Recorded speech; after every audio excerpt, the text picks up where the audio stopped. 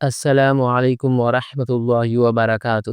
گاڑی آ کر اچانک اولڈ ہوم کے سامنے رکی اور عاقب نے اپنے والد سے کہا، ابو آئیے اتر جائیں، یہ آپ کا گھر آ گیا۔ عاقب کے والد ندیم صاحب گاڑی سے اترتے ہیں اور بہو بیٹا بھی دونوں باہر آ جاتے ہیں۔ ندیم صاحب حیرانی سے کہتے ہیں، بیٹا یہ تو اولڈ ہوم ہے، یہ میرا گھر تھوڑی ہے۔ عاقب نے کہا، جی ابو، آج سے یہی آپ کا گھر ہے۔ ندیم صاحب رنجیدہ ہو کر بولے، پر میں یہاں کیوں رہوں گا؟ میرا اپنا گھر ہے، اپنے بچے ہیں، میں اپنے بچوں کے ساتھ رہوں گا، تم لوگوں کے ساتھ رہوں گا، میں کسی اولڈ ہوم میں نہیں رہوں گا۔ بہو نے تیز لہجے میں کہا، کیوں نہیں رہیں گے؟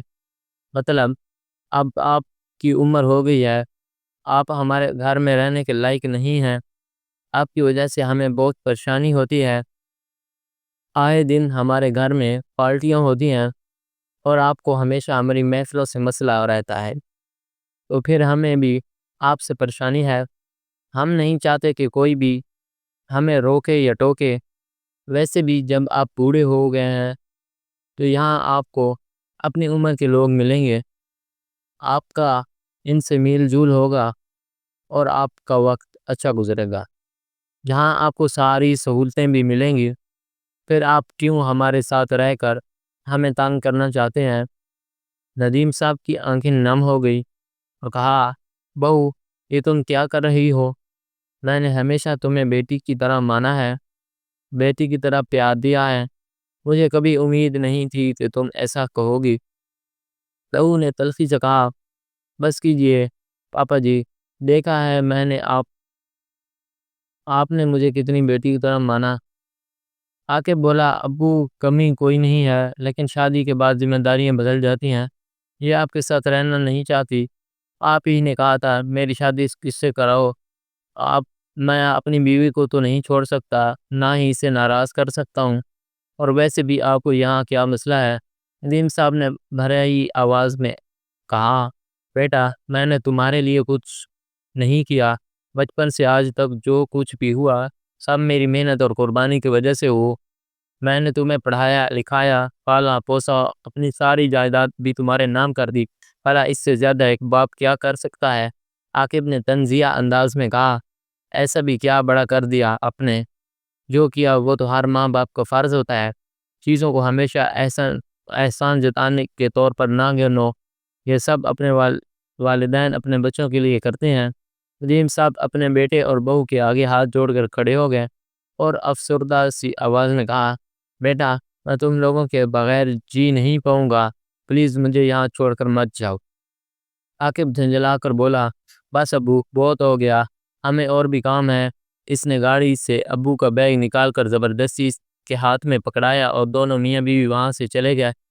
ندیم صاحب کی آنکھوں میں آنسو تھے، وہ خاموشی سے اپنے بیگ اٹھا کر اولڈ ہوم کے اندر چلے گئے۔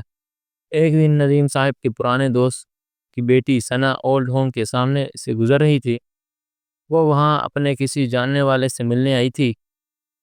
اس نے دیکھا کہ ندیم صاحب پودوں کو پانی دے رہے ہیں، وہ آگے بڑھی، سلام کیا اور کہا، انکل آپ یہاں، آپ کسی سے ملنے آئے ہیں کیا؟ ندیم صاحب کی آنکھوں سے آنسو بہہ نکلے اور وہ روتے ہوئے بولے، نہیں بیٹی، میں ملنے نہیں آیا بلکہ یہیں رہتا ہوں۔ پھر انہوں نے بہو اور بیٹے کا سہارا قصہ سنایا کہ کس طرح وہ انہیں یہاں چھوڑ گئے اور اپنے ساتھ رکھنا نہیں چاہتے۔ یہ سن کر ثنا کا دل بھر آیا، وہ بولی، انکل جی آپ فکر نہ کریں، وہ گھر آپ کا ہے اور ہمیشہ آپ کا ہی رہے گا، آئیں میرے ساتھ چلیں۔ وہ ندیم صاحب کو اپنے گھر لے آئی۔ وہاں ندیم صاحب اپنے پرانے دوست سے ملے، انہوں نے تسلی دی کہ سب ٹھیک ہو جائے گا اور انہیں اپنے پاس ہی رہنے کا کہا۔ ثنا بھی انہیں والد جیسا مان کر عزت اور پیار دینے لگی۔ کچھ دن گزرے ہی تھے کہ ادھر عاقب کو اپنے گھر کا خالی کرانے کا نوٹس موصول ہوا۔ نوٹس دیکھتے ہی وہ آگ کو گولا ہو گیا اور چلا گیا۔ گھر خالی کرنے کا نوٹس، یہ کس نے بھجوایا؟ وہ غصے میں بینک آفس جا پہنچا۔ وہاں جا کر اسے پتہ چلا کہ ثنا وہیں آفس میں کام کرتی ہیں۔ عاقب حیرانی سے اس کے پاس گیا اور پوچھنے لگا۔ عاقب غصے میں بولا، آپ نے یہ نوٹس کیوں بھیجا؟ آپ ایک بار چیک تو کر لیتے ہیں کہ گھر کس کے نام پر ہے۔ ثنا نے سکون سے جواب دیا، میں نے ساری معلومات لے لی ہیں اور اچھی طرح چیک کرنے کے بعد ہی آپ کو نوٹس بھیجا ہے، اور یہ نوٹس بالکل درست ہے۔ یہ گھر آپ کا نہیں ہے، اور جس کا یہ گھر ہے وہ اب نہیں چاہتا کہ آپ یہاں رہیں۔ عاقب نے تیزی سے کہا، یہ گھر میرا اور میری بیوی کا ہے، آپ یہ کیسے کہہ سکتی ہیں یہ میرا نہیں؟ اتنے میں ثنا نے آفس میں ندیم صاحب کو بلا لیا اور کہا، اگر آپ اس گھر کے مالک ہیں تو پھر یہ کون ہے؟ ندیم صاحب آگے آئے اور کہا، یہ گھر میرا ہے اور میں نے ابھی تک یہ تمہارے نام نہیں کیا۔ میں جب چاہوں جس سے چاہوں اپنے گھر میں رکھ سکتا ہوں اور جب چاہوں نکال بھی سکتا ہوں۔ عاقب اور اس کی بیوی گھبرا کر بولے، ابو جی یہ آپ کیا کہہ رہے ہیں؟ قانون کہتا ہے کہ باپ کی جائیداد کے اوپر بچوں کا حق ہوتا ہے۔ ندیم صاحب تلخ لہجے میں ہنسے اور کہا، واہ یہ تو اچھا ہے کہ تمہیں حق کے بارے میں بتا ہے۔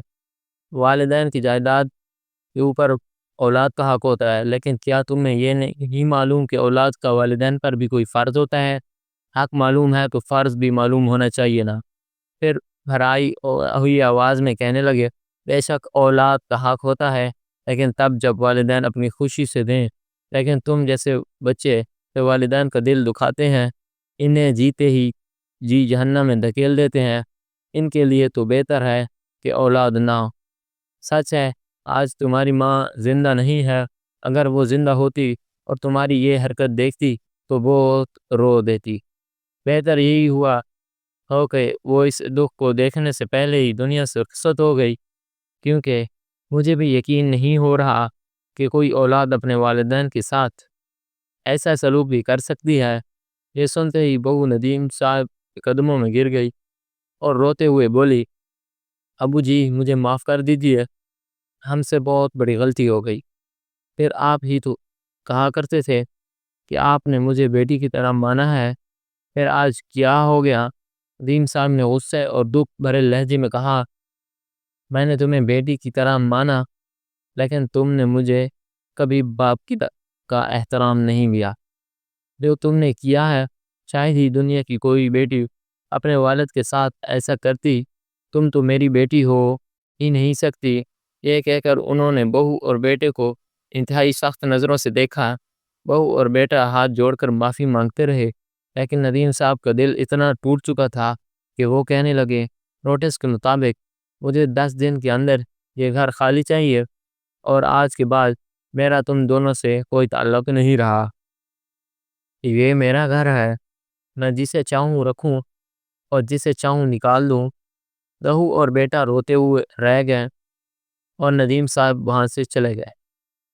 بعد میں وہ اپنے دوست کے گھر پہنچے تو ثنا نے کہا، انکل جی وہ دونوں اب آپ سے معافی مانگ رہے تھے اور آپ کے ساتھ رہنے کو بھی تیار تھے، کیوں نہ آپ اپنے غصہ چھوڑ دیں؟ ندیم صاحب نے اس کے سر پر شفقت سے ہاتھ رکھا اور کہا، بیٹی تم میرا خون نہیں ہو، لیکن جو کچھ تم نے میرے لیے کیا وہ حقیقی بیٹی سے بھی بڑھ کر ہے، اور وہ میرا اپنا خون ہے۔ اس نے مجھے ایک اجنبی سے بھی زیادہ دکھ دیا ہے، مجھے اس پر افسوس ہے۔ تم میری بیٹی ہو اور ہمیشہ رہو گی، لیکن عاقب اور اس کی بیوی سے میرا اب کوئی تعلق نہیں رہا۔ میرا دل بہت دکھا ہوا ہے۔ میں نہیں جانتا میرے مرنے کے بعد میری جائیداد کا کیا ہوگا، مگر اتنا طے ہے کہ جب تک میں زندہ ہوں میں ان کی شکل دیکھنا بھی نہیں چاہتا، نہ انہیں اپنے ساتھ رکھنا چاہتا ہوں۔ دوستو ہمیں کبھی ایسا عمل نہیں کرنا چاہیے، اس سے والدین کا دل اس قدر ٹوٹ جائے کہ وہ سوچنے پر مجبور ہو جائیں کہ اولاد سے بہتر تھا بے اولاد رہنا۔